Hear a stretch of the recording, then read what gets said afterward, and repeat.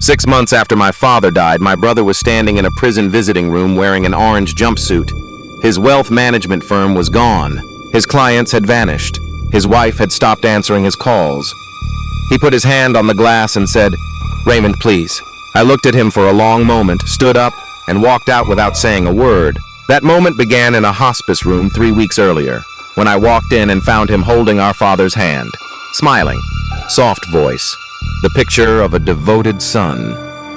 What he did not know was that I had a retired judge, a 22-year attorney, and a sheriff standing behind me, and every single document he had secretly prepared was about to become worthless and would eventually put him in a cell.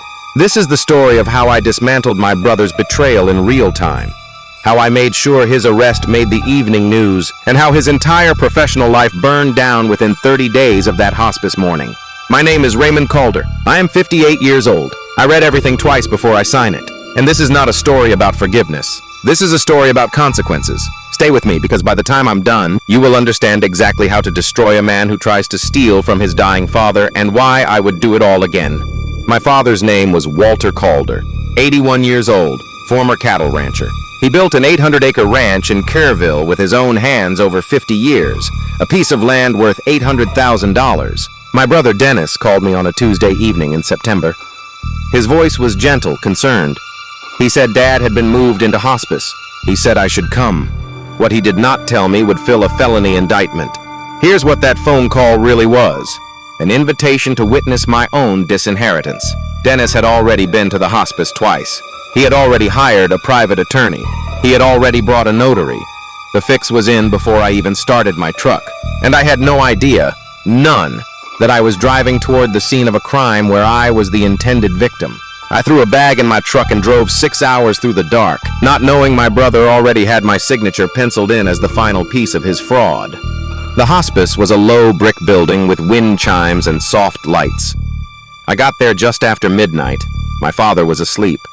I sat beside his bed, held his hand, and listened to him breathe. Around 3 a.m., I walked into the hallway to find coffee. That's when I heard a voice from the room next door, a blind old man sitting in the dark. He said without turning his head, "You the rancher's boy? Somebody's been in that room 3 times today. Man in a suit, carrying papers. Your daddy kept saying no. 3rd time he stopped saying no. Whatever they got him to sign today, you need to find out what it was before morning." That blind man's name was Earl Briggs, and he had just handed me the first match I would use to burn my brother's entire life to the ground. I stood in that hallway and felt something cold click into place. I didn't panic. I didn't weep.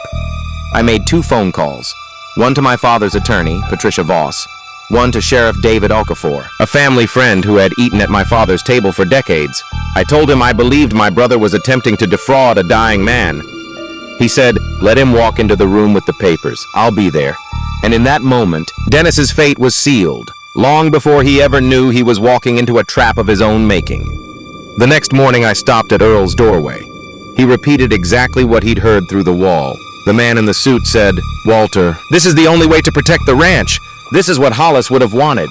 That name, Hollis, was our mother, dead for 12 years, using her memory to manipulate a dying man on morphine. When I heard that, I knew my brother wasn't just greedy. He was cruel in a way that would make a courtroom recoil.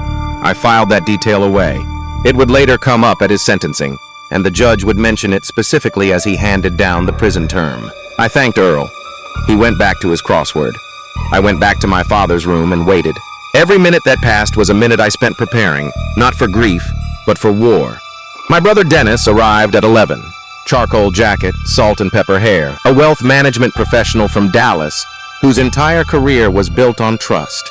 He hugged me before he looked at Dad, held it too long. Then, after an hour by the bedside, he said we should talk about arrangements. In the cafeteria, he spread his hands flat on the table and said, "Dad wanted everything handled cleanly. No probate, no mess. I just need you to sign as a witness this afternoon."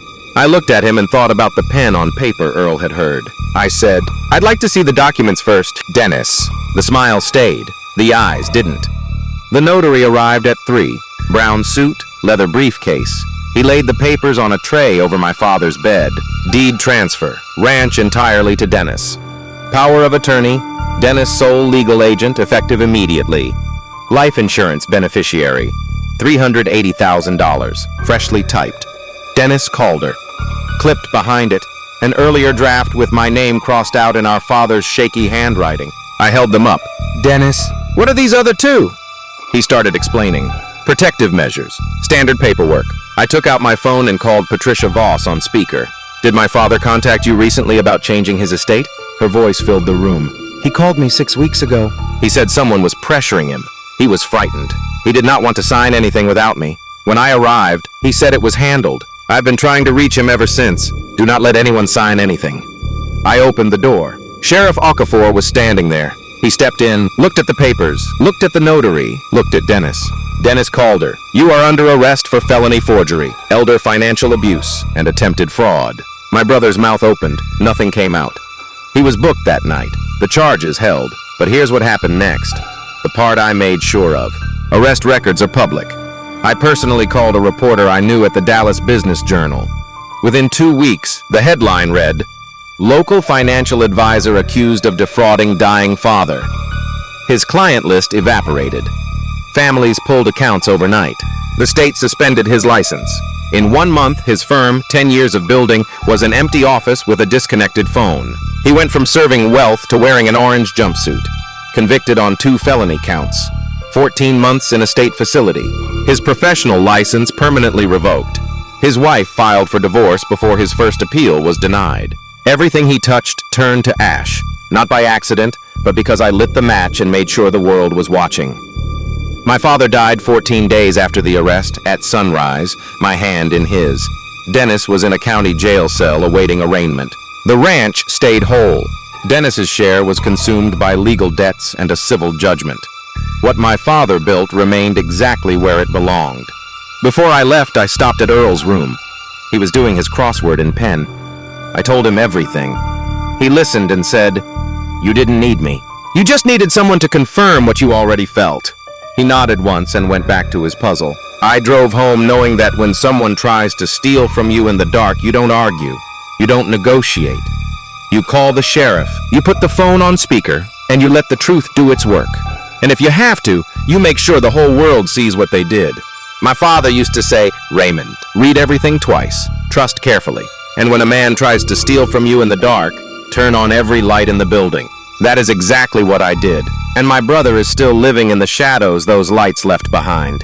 If this story stayed with you, subscribe to Nightmares Theater. Find us on YouTube, because the next story is already waiting. And it is darker than this one. The dark is always waiting.